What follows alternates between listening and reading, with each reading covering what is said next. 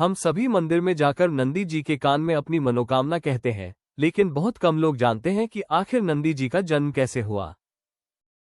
एक साधारण बालक मृत्यु को जीतकर कैलाश का द्वारपाल बना। ये प्रामाणिक कथा श्री शिव महापुराण की शतरुद्र संहिता में विस्तार से वर्णित है। प्राचीन काल में शिलाद नाम के एक महान ऋषि थे। वे आजीवन ब्रह्मचारी रहकर तपस्या में लीन थे। एक बार उनके पूर्वज उनके पास आए और बोले, पुत्र, अगर तुमने संतान उत्पन्न नहीं की तो हमारा वंश समाप्त हो जाएगा और हमें मुक्ति नहीं मिलेगी। ऋषि शिलाद धर्म संकट में पड़ गए। वे एक साधारण पुत्र नहीं चाहते थे।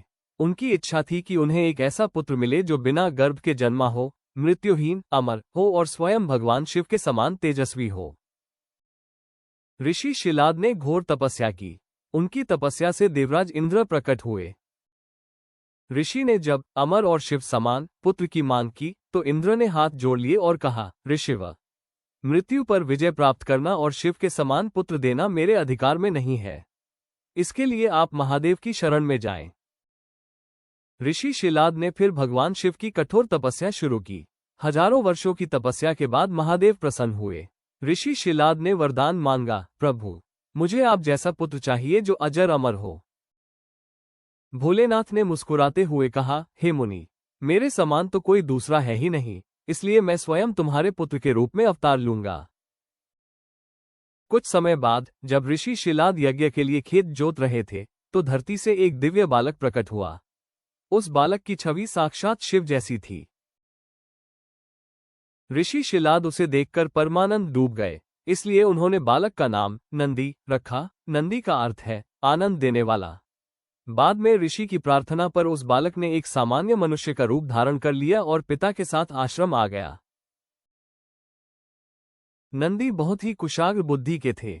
उन्होंने 5 वर्ष की आयु में ही वेदों का ज्ञान प्राप्त कर लिया। एक दिन ऋषि शिलाद के आश्रम में 2 दिव्य ऋषि मित्र और वरुण पधारे। उन्होंने नंदी का सत्कार देखा और बहुत प्रसन्न हुए, लेकिन जाते समय उनकी आंखों में आंसू थे। ऋषि शिलाद ने डरते हुए कारण पूछा तो ऋषियों ने कहा, मुनिव, हमें दुख है कि आपके इस सर्वगुण संपन्न पुत्र की आयु बहुत कम है। ये केवल 8 वर्ष तक ही जीवित रहेगा।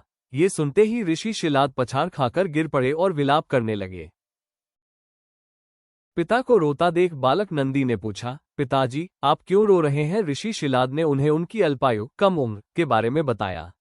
ये सुनकर नंदी जोर से हंसे और बोले, पिताजी, मेरा जन्म स्वयं महादेव की कृपा से हुआ है। जिसने मुझे भेजा है वही मेरी रक्षा भी करेंगे। आप शोक त्याग दें, मैं मृत्यु को जीतकर वापस आऊंगा। पिता के चरण स्पर्श कर नंदी वन में चले गए। उन्होंने भुवन नदी के किनारे बैठकर भगवान शिव का ध्यान शुरू किया।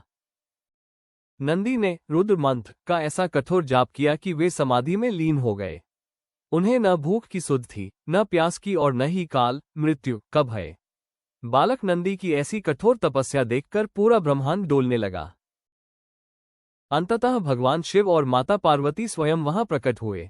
शिवजी बोले, वत्स नंदी, नेत्र खोलो, मैं तुम्हारी भक्ति से अत्यंत प्रसन्न हूं। जैसे ही नंदी ने आंखें खोली, सामने साक्षात महादेव को पाया। वे शिवजी के चरणों में गिर पड़े।